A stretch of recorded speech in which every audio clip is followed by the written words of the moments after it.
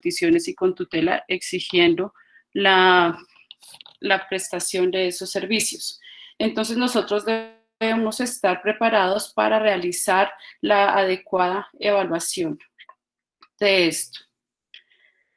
Como ginecólogos debemos saber pues, que las pruebas de reserva ovárica pueden estar influenciadas por la edad, por la genética y por variables ambientales, y son importantes porque nos hablan en las pacientes con potencial de su potencial de fertilidad y también sobre las recomendaciones que les podemos hacer acerca de los tratamientos. A lo largo del tiempo ha habido muchas pruebas de reserva ovárica. Históricamente tenemos la solicitud de FSH, de hormona folicoestimulante en fase folicular temprana. También se hacían pruebas dinámicas como la estimulación con citrato de clomifeno, se solicitaba la inhibina B, pero actualmente estamos solicitando conteo folicular antral y la hormona antimülleriana. Esto hace que podamos identificar a las pacientes que tienen riesgo de infertilidad, que tienen riesgo de falla ovárica, y aquellas a las que vamos a someter a técnicas de reproducción asistida, nos permite clasificarlas acerca de los tratamientos que van a recibir. A continuación, el doctor Carlos Zorro nos va a hablar acerca de las pruebas de reserva ovárica.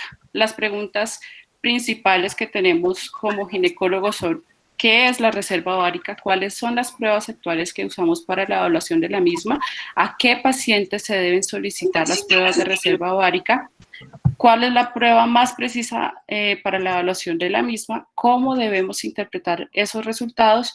Y si hay alguna utilidad en las pacientes que no consultan por infertilidad. Gracias, Carlos. Bueno, muchas gracias, doctora Carolina, y buenas noches a todos. Gracias por la invitación y siempre interesante y gratificante volver a casa y volver a tener a los colegas de la universidad aquí atentos a estas charlas. Bueno, como decía la doctora Carolina, pues ya es un hecho que los tratamientos de fertilidad y ya empiezan a ser reglamentados como incluidos en algunos escenarios de las EPS, algunos exámenes que antes no se cubrían se van a tener que empezar a cubrir y debemos conocer muy bien cuál es ese ABC de del seguimiento que debemos hacer de estos pacientes, incluyendo pues la ecografía, la valoración ecográfica de la mujer infértil. Queríamos empezar hablando de los marcadores de reserva ovárica desde el punto de vista de esta evaluación gráfica y abordándolos también desde el punto de vista de qué otros marcadores tenemos pues más allá de la reserva de la ecografía en la evaluación básica. Iniciemos diciendo que la evaluación ecográfica pues, es el pilar fundamental de la pareja que consulta por problemas de fertilidad. Yo siempre he dicho que el 50% del diagnóstico de las parejas que tenemos en consulta puede llegar a darse con la evaluación ecográfica en la consulta. Así que es importante que los pacientes participen de esta evaluación interactiva para comunicación mutua médico-paciente y poder tener el diagnóstico ideal y el tratamiento ideal para estos pacientes. Desde el punto de vista de dónde parte la importancia de la evaluación ecográfica de la reserva ovárica, tenemos que entender que el número de folículos primordiales representa la reserva ovárica de una mujer y es crucial eventualmente para concebir, para el futuro reproductivo. Los óvulos no se pueden replicar, así que los óvulos que se pierden no se pueden recuperar. En promedio, los folículos primordiales están al nacimiento entre 600.000 a 2 millones, dicen algunos estudios, pero pueden ser menos en el riesgo de las mujeres que van a tener una menopausia temprana. En la menarquia hay cerca de 3.000 folículos y se pierden cerca de 1.000 al mes hasta llegar hasta la menopausia.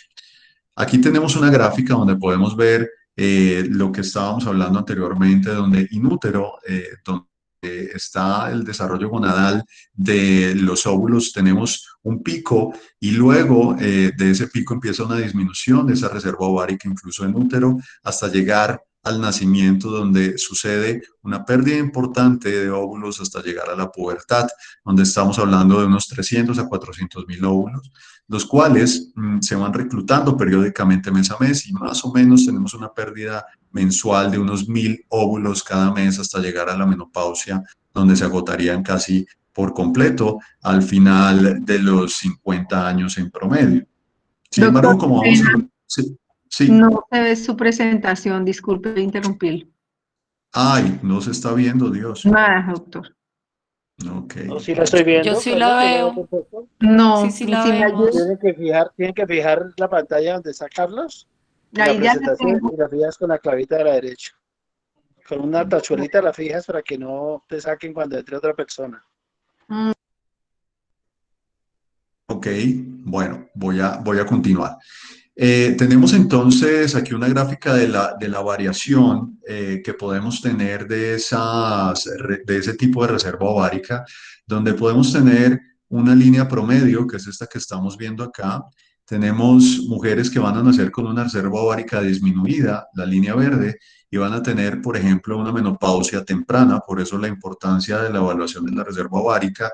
Y también mujeres que van a estar por arriba del promedio y van a tener eventualmente una reserva ovárica que las va a llevar a una menopausia un poco más arriba del promedio. Algunos folículos primordiales se reclutan 2 ciclos antes de llegar al momento de la ovulación y estos son los que finalmente van a llegar a un crecimiento estable en el desarrollo de la foliculogénesis hasta el tamaño folicular de 6 milímetros, cuando el reclutamiento cíclico comienza en respuesta ya a la hormona folículo-estimulante. Una parte crucial del crecimiento folicular es la formación de la cavidad antral, comandada por estrógenos, que estimulan el crecimiento de células de la granulosa que cubren el óvulo maduro. Aquí tenemos una gráfica de cómo sucede este desarrollo folicular desde el folículo primordial, donde hay una liberación de hormona antimülleriana, pero especialmente aquí, cuando ya empiezan los folículos antrales, hay un estímulo o pueden empezar a ser estimulados por hormona folículo estimulante, y en ese momento empieza a haber un desarrollo, una escogencia del folículo ganador en el reclutamiento cíclico. Tenemos que este número de folículos antrales se correlaciona positivamente con el número de folículos primordiales y corresponde a una de las medidas clave de la reserva ovárica y de la respuesta que tendríamos eventualmente en un tratamiento de fertilidad también a una estimulación ovárica, en el ejemplo clásico de una fertilización in vitro. Los recuentos de folículos, el recuento de folículos antrales se realiza fácilmente por ecografía y se da como la sumatoria de los dos ovarios. Aquí tenemos un ejemplo de una ecografía donde podemos ver los folículos y eventualmente la medición de los mismos que se hace durante el desarrollo de un seguimiento folicular o de una estimulación ovárica en una fertilización in vitro. Sin embargo, más allá de esta medición, el solo hecho de encontrar estas imágenes ya nos plantea poder hacer el recuento folicular sin necesidad de hacer una medición de cada uno de ellos. Normalmente se hace un ultrasonido 2D y se miden todos los folículos que están entre 2 a 10 milímetros sumando los dos ovarios. Generalmente después de 2 milímetros ya empiezan a ser visibles en la ecografía, por lo tanto normalmente no hacemos una medición de cada uno de ellos, simplemente el conteo general. El momento ideal para hacer este conteo es la fase folicular temprana, esto es el día 2 a 3 del ciclo, donde no encontramos folículos mayores a 10 milímetros que puedan distorsionar este conteo eventualmente. Aquí tengo simplemente un ejemplo de lo que estamos midiendo. Estaríamos viendo aquí cómo está dándose este reclutamiento folicular.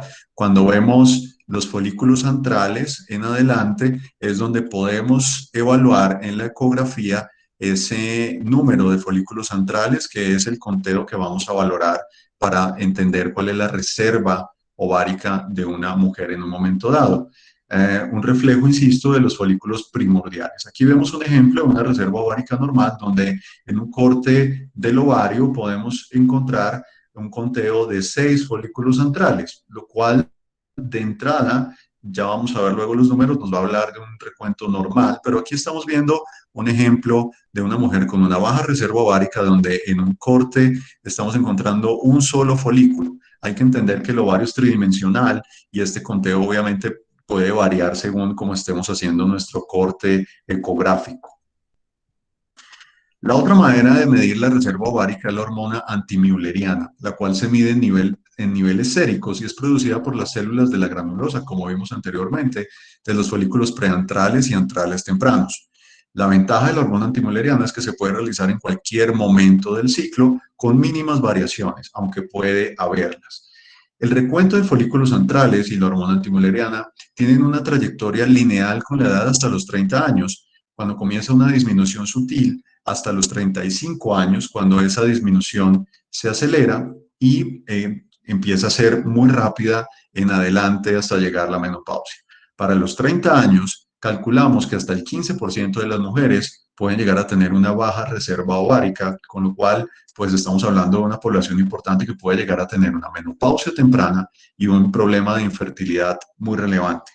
Las pruebas de reserva ovárica se sugieren también, entonces, para mujeres que no desean un embarazo, sino que desean postergarlo, que no desean tener un embarazo en el momento, sino desean postergarlo, cosa que vemos a diario en nuestra consulta, mujeres jóvenes que no quieren tener un embarazo, sino en edades cercanas a los 40 años. Eventualmente es importante asesorarlas acerca de cuál es la verdadera capacidad reproductiva de ellas. Aquí simplemente para mostrarles cuál es la capacidad que nos da la hormona antimülleriana para poder evaluar la reserva ovárica en un momento dado, evaluando los folículos primordiales e incluso los folículos pequeños antrales, dándonos una idea también muy precisa de la reserva ovárica.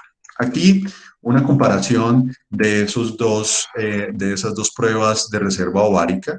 Encontramos del lado izquierdo el recuento de folículos antrales y su eventual variación individual, incluso durante el lapso de tiempo en años. Y también aquí al lado derecho encontramos la variación del recuento de folículos centrales también en esa variación individual. Y encontramos que en los dos casos la variación es prácticamente lineal hasta los 30 años. Hay una caída sutil de los 30 a los 35, pero luego la caída es importante después de los 35 años, en cualquier caso, ya sea en el recuento de folículos centrales o en la hormona o en la medición de la hormona antimülleriana. Y los dos tienen también una distribución que es similar en cuanto a la eficacia en sensibilidad, especificidad para predecir la reserva ovárica y la respuesta eventual a un tratamiento de fertilidad, por ejemplo, o incluso como factor pronóstico en el diagnóstico de una menopausia temprana. Tenemos entonces que el recuento de folículos centrales y la hormona antimülleriana son el gold estándar de la medición de la respuesta a la estimulación ovárica. Como puntos de corte, el recuento de los dos ovarios de folículos centrales menor a 10 o una hormona antimülleriana menor a 1 nanogramo por mililitro son buenos predictores de baja reserva ovárica y de baja respuesta a la estimulación ovárica en un tratamiento de reproducción asistida, lo que implica eventualmente malos resultados en cuanto al pronóstico de embarazo. Se han propuesto diferentes puntos de corte para definir protocolos apropiados de la estimulación ovárica para que sean más eficientes y seguros con miras a la fertilización in vitro, entendiendo que a más baja reserva ovárica es más alta la necesidad de medicación en la estimulación ovárica.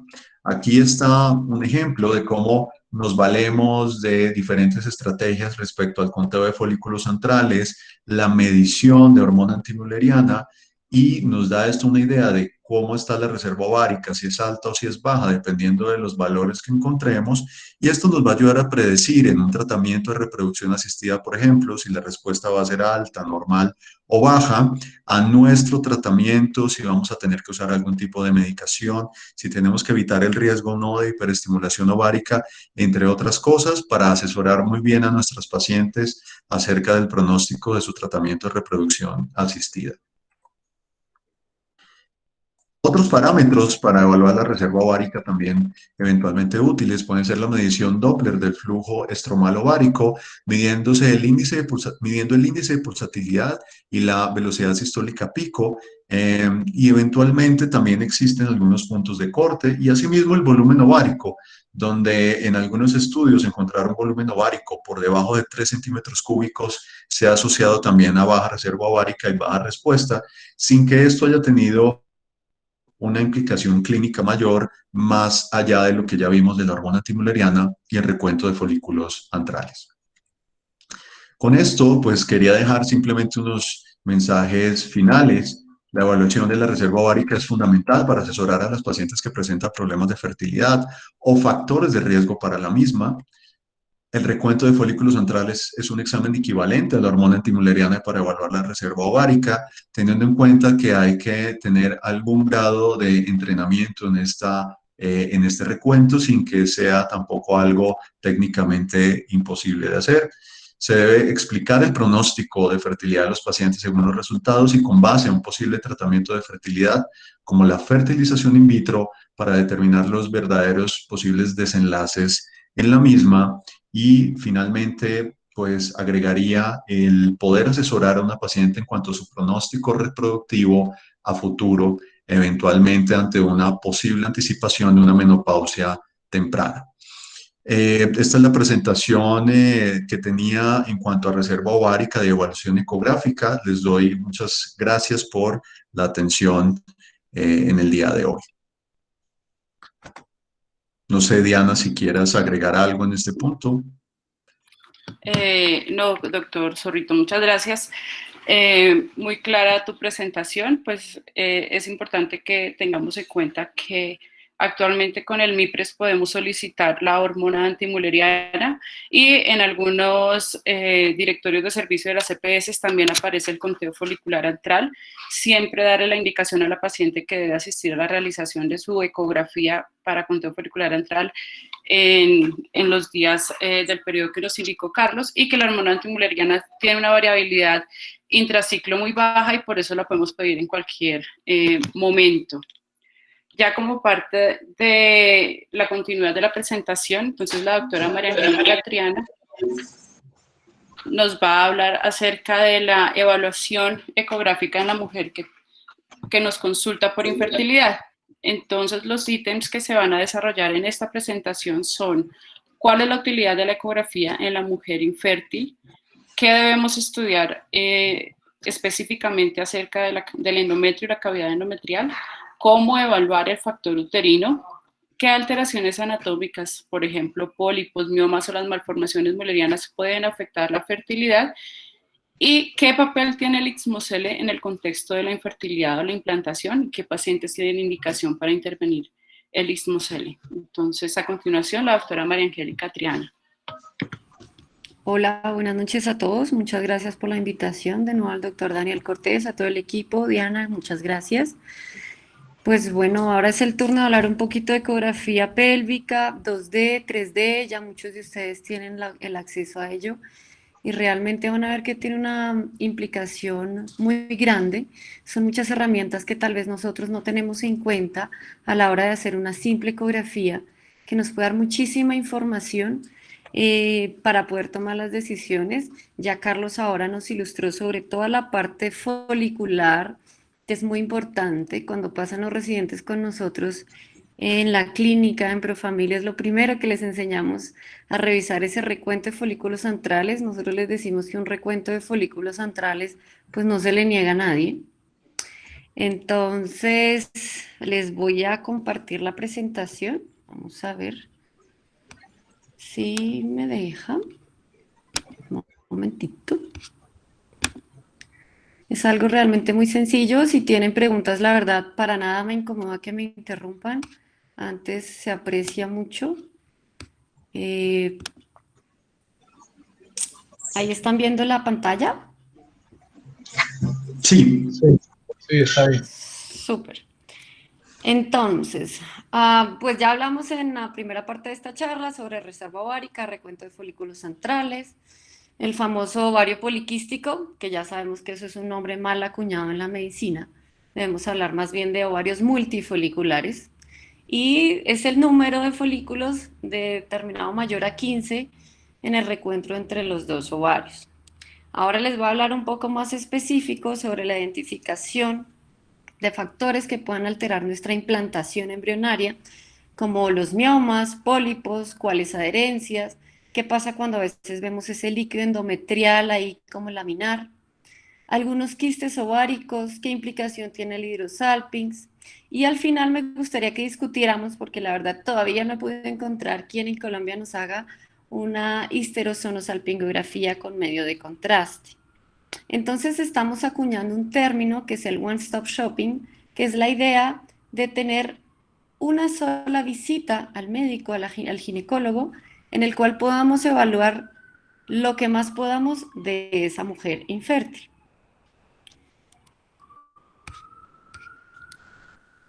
Vamos a empezar entonces por el endometrio.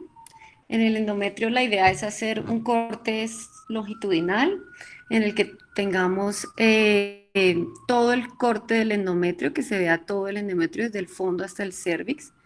Tenemos que tener en cuenta... Perdón, pasa la diapositiva, María Angélica. Ya. ¿Listo? Vale. Sí, ya. Perfecto. Entonces, lo primero que vamos a ver es el patrón. Tenemos que saber siempre en qué fase del ciclo ovárico estamos ubicados. Recuerden que la primera fase del ciclo esperamos ver un endometrio lineal. Eso es lo usual, lo esperado. También en ese momento es justo cuando podemos detectar pólipos recidivantes que no nos están creciendo con el ciclo. Algunas alteraciones en cuanto a miomas es posible detectarlas en justito esos primeros días del ciclo. En esa misma ecografía vamos a hacer el recuento de folículos centrales, como nos los explicó el doctor Zorro. Entonces ya ahí vamos teniendo bastante información. Si después revisamos a nuestra paciente y justo está en la mitad, en la fase folicular, en los primeros 14 días del ciclo, tenemos que ver un patrón. Es un patrón trilaminar, son las 3 rayitas como les decimos. Este patrón es muy importante. Si no lo vemos así claro, generalmente hay algún problema en la ecogenicidad de ese endometrio y nos va a alterar la implantación embrionaria, o sea, vamos a tener ya problemas en las tasas de embarazo. Si estamos en fase lútea, vemos la diferencia aquí entre las dos imágenes, empieza a ponerse un poco más hiperecogénico del borde externo hacia el borde interno. Y eso es lo que se espera también en esa fase. Entonces, siempre relacionar qué estamos viendo a nivel ovárico y qué estamos viendo a nivel endometrial. También se ha descrito pues, que el flujo del endometrio se puede evaluar por ecografía. Realmente no es que lo hagamos a diario, pero sí está descrito en muchos estudios, cuando hacemos investigación se realiza, y es la evaluación de las arterias, del Doppler y del flujo de las arterias uterinas y de las arterias espirales. La idea es que esto también nos ayude para podernos enfocar en qué tan receptivo pueda llegar a ser ese endometrio. Pero en este momento, actualmente, el principal factor es el grosor endometrial, el grosor que se tiene que medir en el sitio más espeso, más grueso de ese corte longitudinal que hicimos, debe ser mayor a 7 milímetros de borde externo a borde externo. Para poder hablar de una buena implantación, esa medida tiene que ser tomada en el momento de la ovulación o 48 a 72 horas previa. Aquí tenemos una comparación de dos imágenes ecográficas. Esta es una sola paciente, es la misma paciente, que si ustedes se fijan aquí se pierde esa continuidad del endometrio, no lo vemos tan claro, se ve, como les digo yo, como mordisqueado. Y efectivamente esta señora tenía varios años de infertilidad, incluso había tenido ya una transferencia de embriones y no se había embarazado. Llamó la atención solamente el aspecto, no le hicimos ningún otro examen. La mandamos a histeroscopia, le hicimos la histeroscopia y efectivamente tenía un síndrome de Ackermann bastante importante, que ocupaba más del 50% de la cavidad uterina.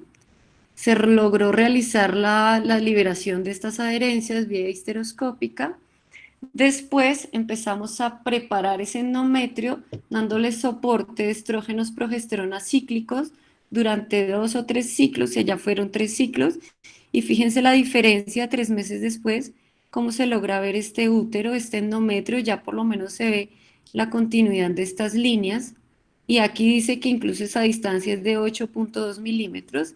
Esta es la ecografía con la cual ya se decidió programar una transferencia de embriones nuevamente, y afortunadamente ahorita esta mujer tiene 30 y muchas semanas de embarazo. Entonces podemos diagnosticar cosas muy sencillas que nos cambian el pronóstico solamente con el corte longitudinal, haciéndole un poquito más de énfasis a lo que siempre vemos todos los días. También la ecografía es súper importante para nosotros en las transferencias embrionarias. Ya está completamente demostrado que la evaluación ecográfica transabdominal, mientras nosotros hacemos la transferencia vía vaginal con el catéter de transferencia, pues aumenta significativamente las tasas de embarazo entre el 28 al 33%. Evidentemente hay otros parámetros que juegan allí, como tener una transferencia lo más limpia, suavecita posible, atraumática, para que ese útero no sienta que está pasando el catéter y no desarrolle las contracciones uterinas que nos pueden rechazar esa implantación. ¿Qué otros factores hay? Pues a grosso modo ya hablamos un poquito de endometrio, que se evalúa pues en ese corte longitudinal, pero también hay como cosas adicionales como miomas submucosos, pólipos, adenomiosis, cuáles malformaciones müllerianas sí afectan o no esos chances de embarazo, y qué hacemos cuando tenemos ese líquido intracavitario que nos hace pensar. Aquí tenemos a la izquierda pues la imagen de una histerosonografía, que también es muy sencilla de realizar en consultorio, y podemos apreciar aquí un pólipo que mide más o menos 1,5 centímetros, pero lo interesante es la comparación con la reconstrucción 3D. Y aquí es donde yo quiero andar un poquito, porque fíjense que esta ecografía transvaginal con reconstrucción 3D nos da muchísima información de la cavidad endometrial. Aquí estamos evaluando el pólipo, una masa que está ocupando la cavidad endometrial, pero más adelante vamos a ver que también nos sirve para otras cosas, como septos o tabiques, sin necesidad de tener que recurrir a la resonancia. Ahí le estamos ahorrando bastante costos al sistema de salud, tiempo a la señora, y estamos ganándonos tiempo para esa reserva ovárica.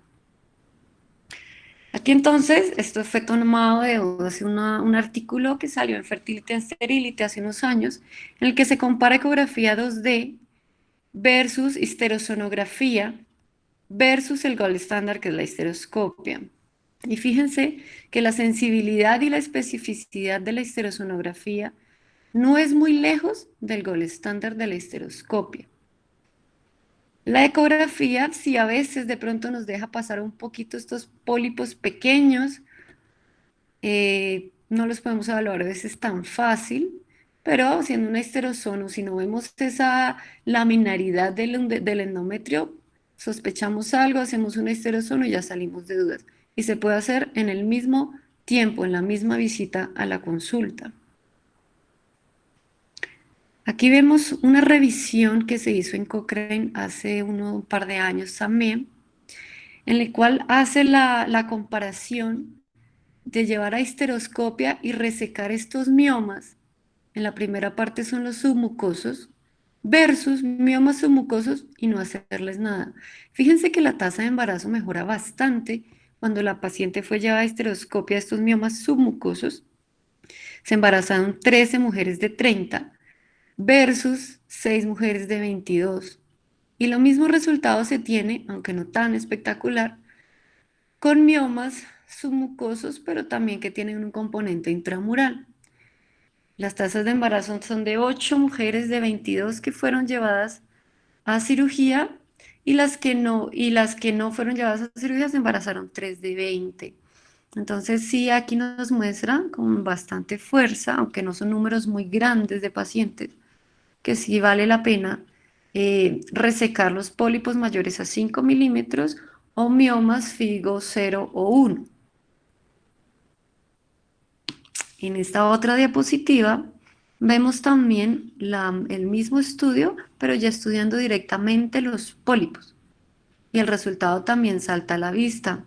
Tenemos 64 mujeres embarazadas de 101 que fueron llevadas a histeroscopia para resecarles su pólipo versus 29 mujeres de 103. Entonces sí se nota también bastante la diferencia. Aquí me gustaría hacer una aclaración y es cuando tenemos pólipos, generalmente cuando trabajamos en EPS, no es tan fácil ordenarle la histeroscopia o ponen algunos problemas y tendemos a ordenarles un alegrado curetaje. Eso está desaconsejado. La idea es ir dirigido directamente por histeroscopia para hacer la menor lesión al endometrio posible. Tenemos un metaanálisis que se hizo, esto igual yo sé que lo van a revisar más adelante en otra reunión, pero tenemos miomas intramurales que no comprometen la cavidad uterina versus el resultado si altera o no el embarazo, los chances de embarazo. Aquí no tenemos tanta evidencia. Parece que sí, dependiendo del número y tamaño de miomas, pero fíjense que no es tan claro como en los que sí afectan directamente la cavidad endometrial.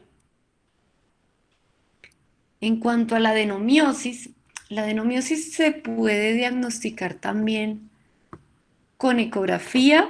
No es tan fácil como ver un pólipo, como ver un mioma, pero sí se puede sospechar si se pierde también esa regularidad de la unión endometrio-miometrio en la ecografía 2D en el corte longitudinal. Puede verse distorsionado, puede verse glándulas, pueden verse lesiones saculares, hipoecogénicas que corresponden pues a material hemático.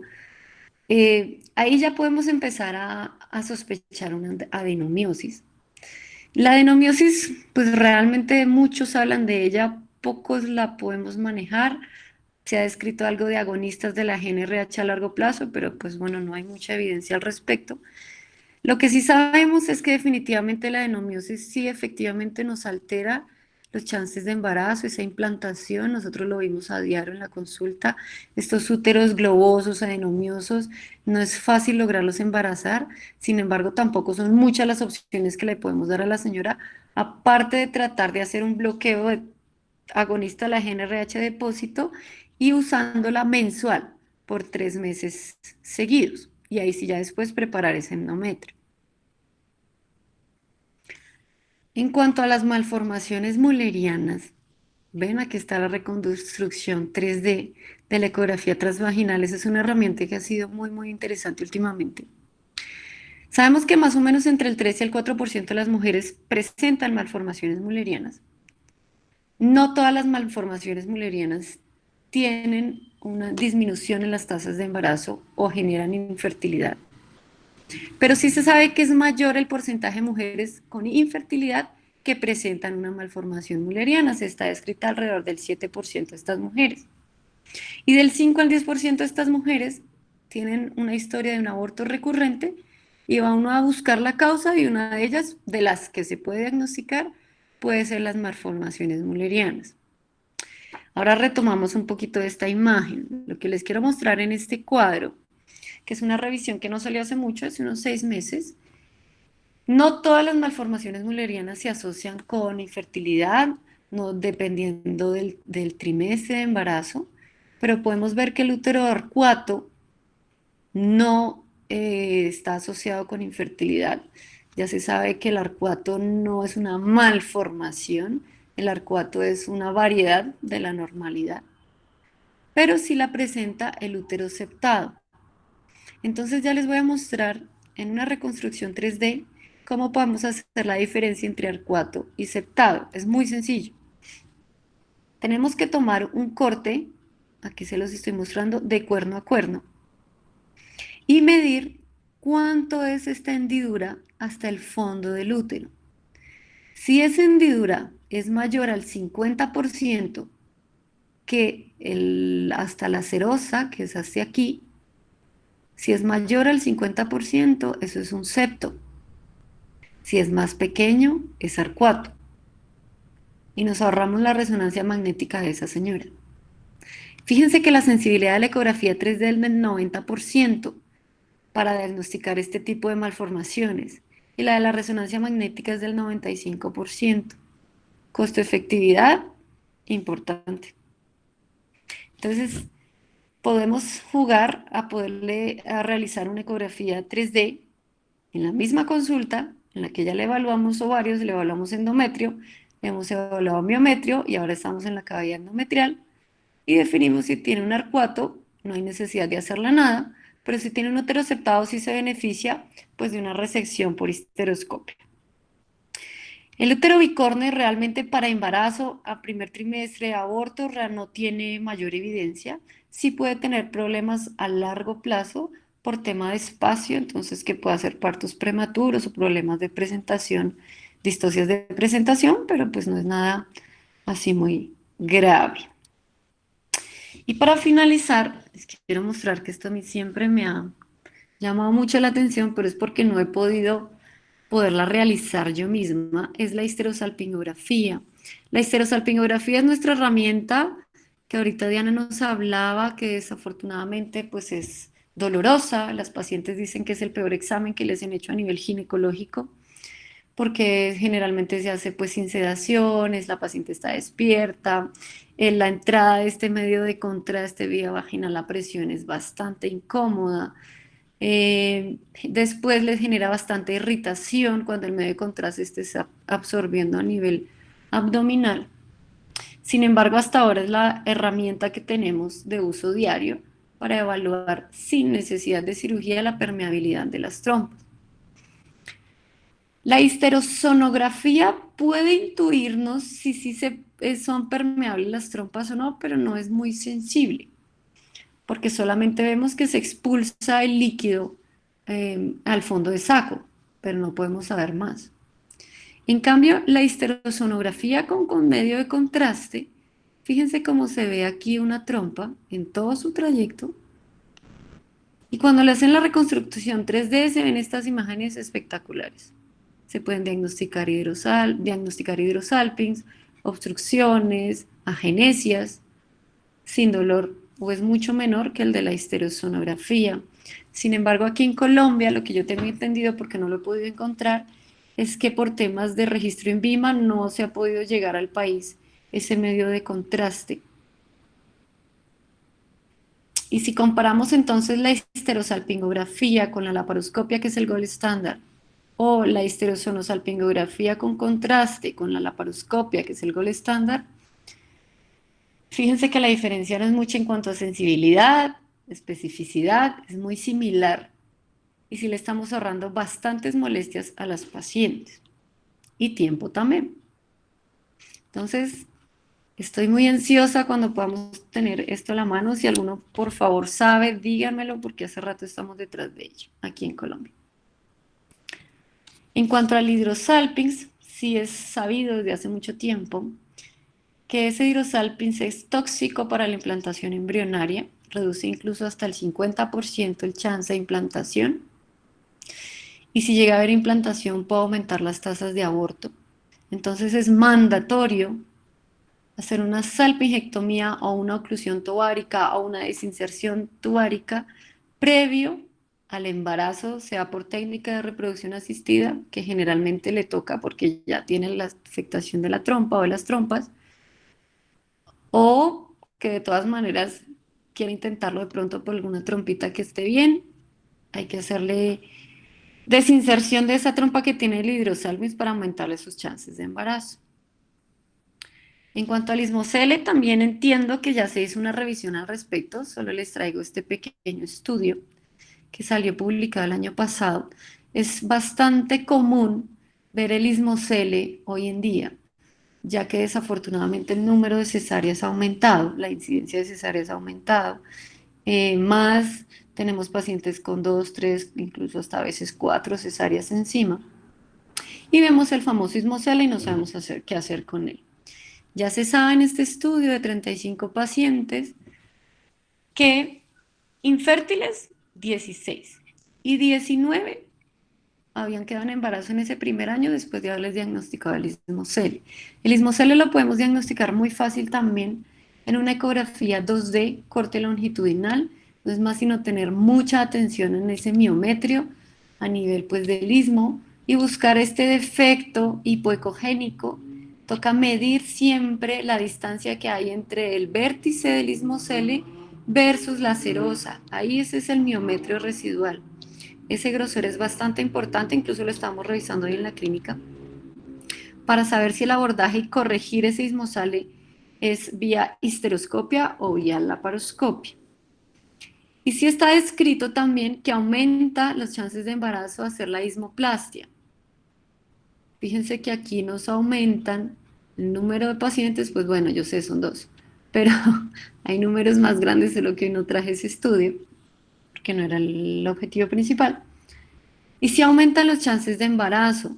Esta hemosiderina, todo este acúmulo de sangre que queda en ese bolsillito, aparte de ser incómodo para los pacientes por el spotting o por dolor, pues efectivamente sí es claro que disminuye las chances de embarazo. Entonces sí hay que evaluar muy bien si de pronto esa puede ser otra causa de infertilidad y lo podemos hacer en la misma ecografía. En cuanto a las masas anexiales, yo sé que aquí vamos a tener controversias. Estoy hablando desde el punto de vista fertilidad. La endometriosis, por todos nosotros es bien sabido, que disminuye esta reserva ovárica más rápido, así como nos mostraba Carlos en las primeras gráficas. Esa es una de las causas de disminución temprana de la reserva ovárica.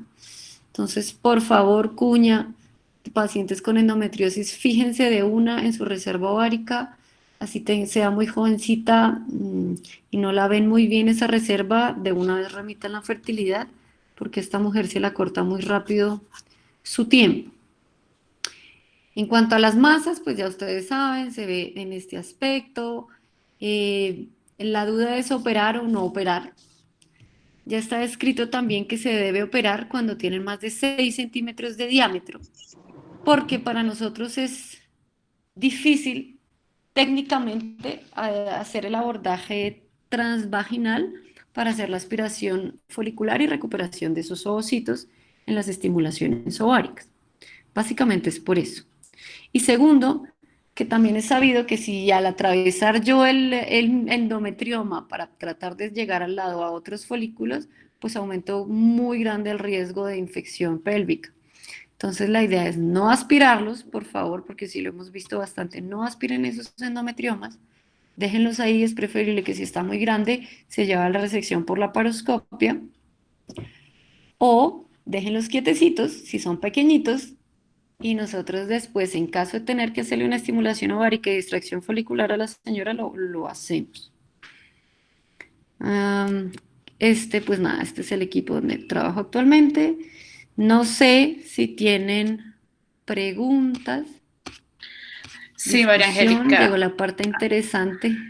Hay una pregunta en el chat, el doctor Camilo Bolaños pregunta, en el estudio que compara retirar miomas submucosos versus no retirarlos, pareciera que no es estadísticamente significativo. ¿Podrías aclarar si esto es cierto?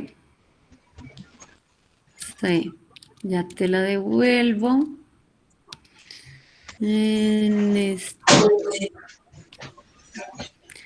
Aquí está, mira. Remoción de miomas submucosos, aquí estamos en los que sí, y aquí estamos en los que no fueron llevados a cirugía. Aquí fíjate que favorecen chances de embarazo operar, hacer histeroscopias, que está como al revés ahí la imagen, pero sí lo favorece.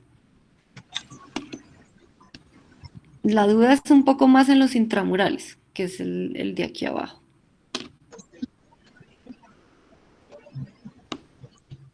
No sé, doctor Bolaños.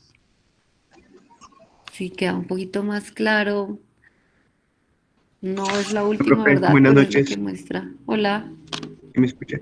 Sí, es que pues, o sea, gráficamente y por los intervalos de confianza pareciera que roza la unidad, como si hubiera chance de que el desenlace no es atribuible a la cirugía. O sea, no sé pues si es porque la población sea pequeña o porque la gráfica no lo proyecta así, pero pareciera que diera como igual. Sí, efectivamente los números son pequeños, pero sí hay otros estudios que no los traje hoy, pero sí muestra que la asociación sí es importante retirarlos, los figos 0 y 1. Pero sí, efectivamente, los números no es que sean muy contundentes en este estudio, pero algo nos dicen.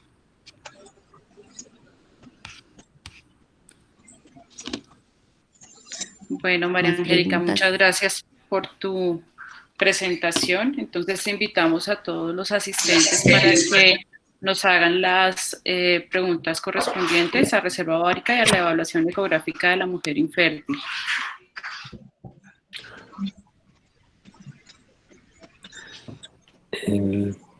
Buenas noches, Diana. Buenas noches, María Angélica. Soy el doctor Rubio. La doctora o el doctor Guevara, creo que es Alexandra Guevara, tiene una pregunta en el chat también. Dice, en ecografía 3D, evaluando la forma de la cavidad endometrial, las formas T, Y o I, ¿es solo describir la forma o existen medidas establecidas para describirlos y sus efectos en fertilidad? Si la tiene la doctora Guevara o el doctor Guevara, completar o complementar la pregunta. Gracias a María Angélica.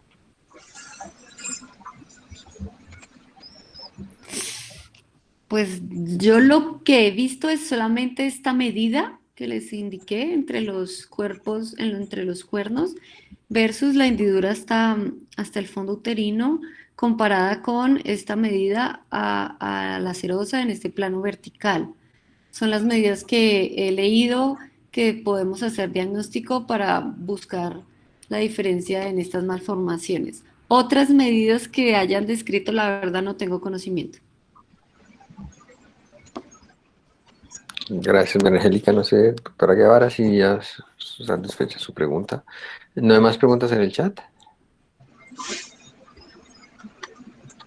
Yo tengo una pregunta. Juanito Aldana, siga. Hola, buenas noches. Estoy manejando y no puedo escribir, pero tengo una duda. ¿Qué utilidad tiene el uso del Doppler en la valoración de la reserva folicular? Bueno, doctor Aldana, qué bueno escucharlo. Igual, Carlitos.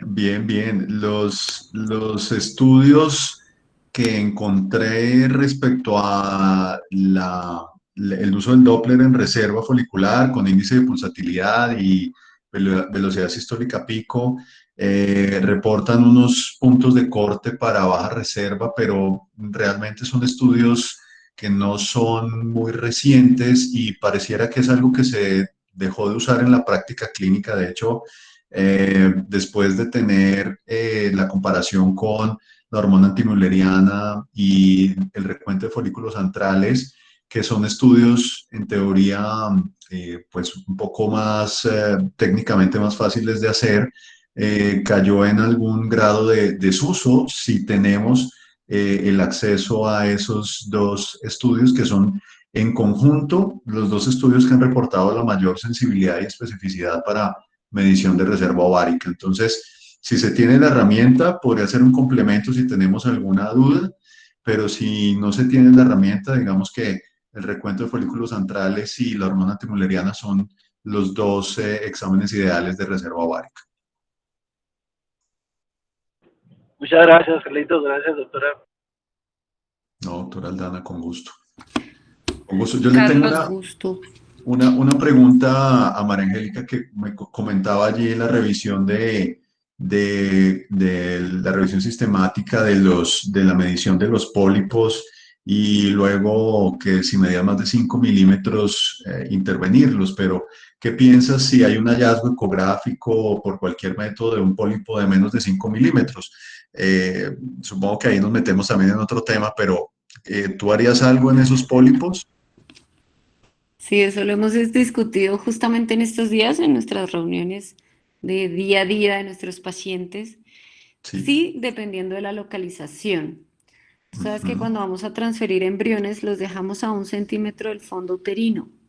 Si el pólipo justamente está en esa área clave donde vamos a dejar nuestros embriones, sí los estamos retirando, así sean muy pequeñitos.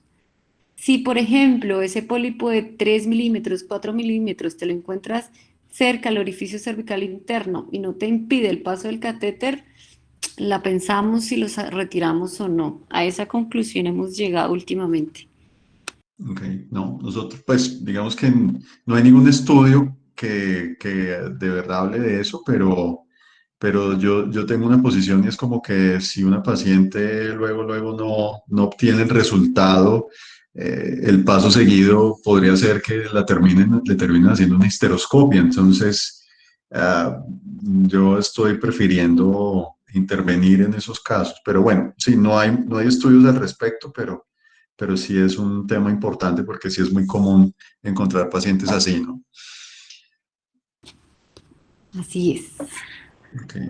Doctor Zorro, hay dos preguntas sobre conteo folicular antral en el chat. La primera es, Claro. paciente con antecedente de oforectomía varía la evaluación del conteo folicular. Y la segunda, ¿el volumen ovárico es tan importante como el conteo de folículos antrales? Bueno, cuando hay un antecedente de oforectomía, el recuento de folículos antrales funciona igual, es decir, el recuento aplica, en este caso, de un solo ovario.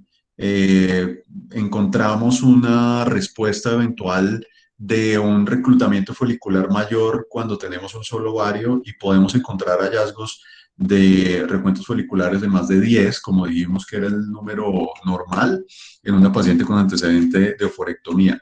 Si encontramos un número menor a 10, igual la tratamos como una paciente de baja reserva ovárica. De hecho, tiene un riesgo de entrada y es tener, obviamente, un ovario menos.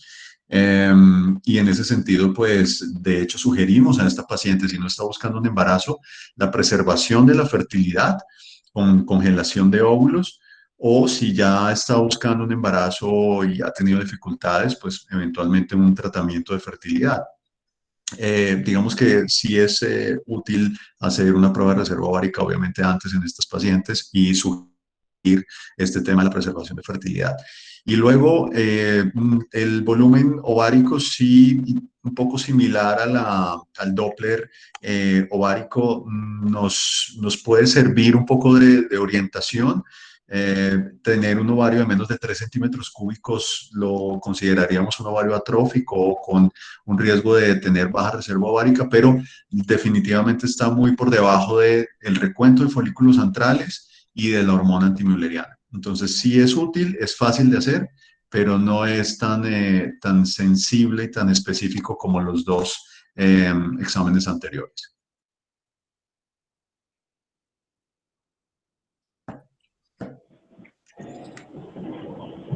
Yo puedo preguntar, Claro.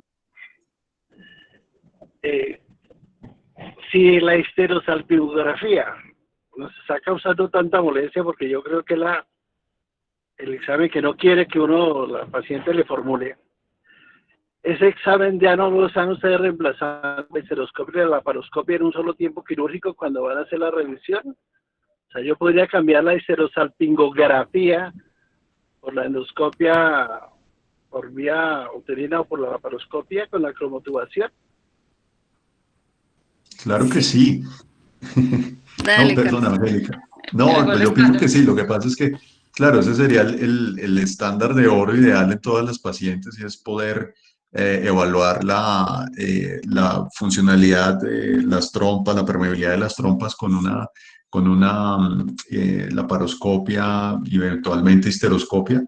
Pero pues es un poco la dificultad, pues técnica uno y dos, pues lo invasivo que podría ser a tener que hacer esto para solo evaluar eso. Solo que si ya estamos haciendo una cirugía de este tipo por cualquier otro motivo, sí está muy claro que debemos evaluar la permeabilidad tubárica con la cromotubación y pues obviamente reemplazar así una histerosalpingografía, pero en términos generales aún la histerosalpingografía es un examen que es muy útil y no encontramos aún algo que nos disminuya lo invasivo de ese examen.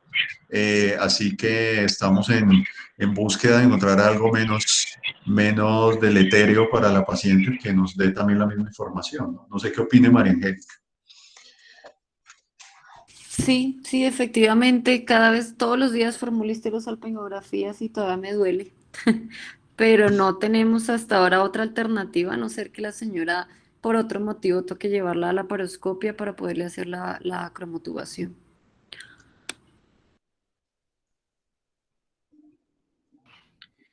Hay una pregunta muy interesante en el chat. Paciente con deseo de postergar embarazo y con reserva folicular normal, ¿se debe hacer seguimiento de la misma cada cuánto tiempo o se propone congelación en ese momento? Bueno, es muy, muy buena pregunta.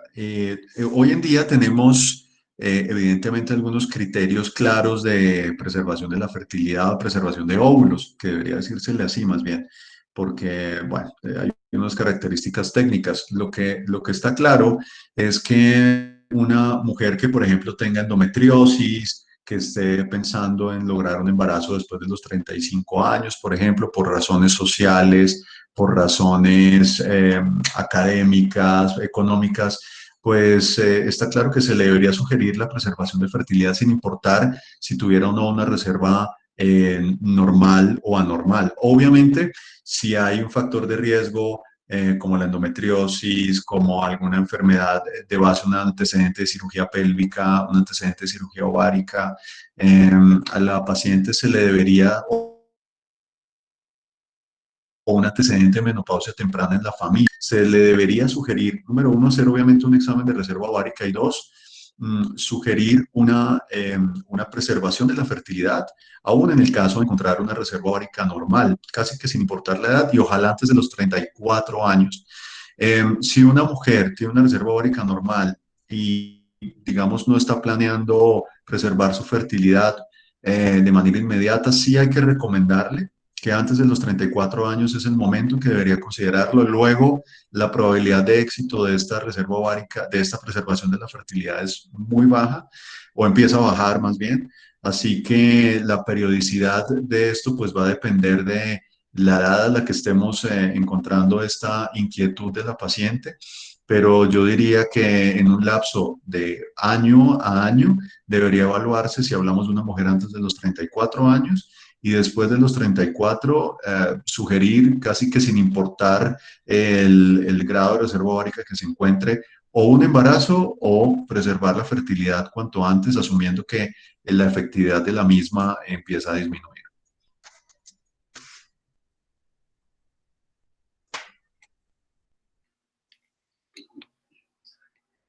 Bueno, no sé, María pues, Angélica, o si usted respondía a la pregunta. Sí, sí está, yo no sé, yo creo que es claro. El mensaje nuestro siempre desde el punto de vista reproductivo es, por favor, no consideren que la señora de 39 años sana todavía tiene los mismos chances de embarazo que la de 20. Si la ven que se está acercando a los 35, o sea, hacia la mujer más fit del mundo, ya hay que hablarle de su reserva ovárica. Respecto a ese comentario que acaba de hacer María Angélica, yo quisiera hacer una anotación. Siempre somos educados para hablar de planificación familiar en nuestra consulta y de hecho cualquier paciente que veamos en obstetricia o en consulta externa, en los planes de las EPS es que pongamos los métodos de planificación. Pero creo que parte de nuestra consulta es educar a las pacientes acerca de su potencial de fertilidad, porque es muy frecuente que nos lleguen mujeres de 39, de 40 años a consulta preconcepcional porque están planeando embarazarse en 2 años. Entonces son mujeres que no tienen claro que la fertilidad cae casi que al 50% después de los 35 años y no son bien asesoradas, por eso tenemos cada vez más infertilidad en nuestro medio. Entonces, como ginecólogos tenemos la responsabilidad de educar a nuestras pacientes acerca de sus derechos sexuales y reproductivos, si quieren o no quieren tener hijos, de cuándo pueden tenerlos, para que no se lleven sorpresas al final y no nos las llevemos nosotros también. No sé, el doctor Cortés, si quiere apuntar algo más o si Carlos o María Angélica quieren apuntar algo más. Sí, una pregunta para ambos es, ¿qué hacemos con un endometrioma de 5 centímetros antes de los 25 años? Carlos. Bueno, pues ese es un punto importante. Yo diría, esa es una paciente, hemos visto en algunos estudios que hacer una cirugía temprana, en edades tempranas, y con el rigor técnico pudiera incluso darnos algún beneficio en cuanto a preservar la fertilidad en un momento dado de esa paciente, y que incluso si dejáramos este quiste por más tiempo, la fibrosis que puede ocasionar la endometriosis pudiera incluso causar más daño en una cirugía futura, o lógico en el impacto en la reserva ovárica. Pero es una paciente que yo remitiría, o bueno, que pediría que remitieran hacia fertilidad para hacer una preservación de la fertilidad, primero. Y segundo, yo aconsejaría, de acuerdo a esa evidencia que estoy mencionando, una cistectomía eventualmente, para luego un manejo médico para evitar una progresión de la enfermedad, y lógicamente tratar de preservar su fertilidad de manera natural, pero teniendo ese balance de tener una preservación de óvulos. No sé, María Angélica, ¿qué opina al respecto? Sí, esa es una buena respuesta, porque no es tanto por el diámetro, doctor Cortés, sino si ya le estamos evidenciando a esta chica tan joven endometriosis, es importante ya empezarla a asesorar y darle manejo, porque probablemente todavía no esté buscando embarazo, pero nosotros ya sabemos que de pronto se le va a dificultar. Entonces es importante poderle hacer preservación de fertilidad y posteriormente, si es el caso, manejar quirúrgicamente ese quiste.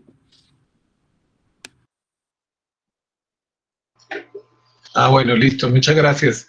Si no hay más preguntas entre los oyentes, agradecemos a todos haber estado con nosotros.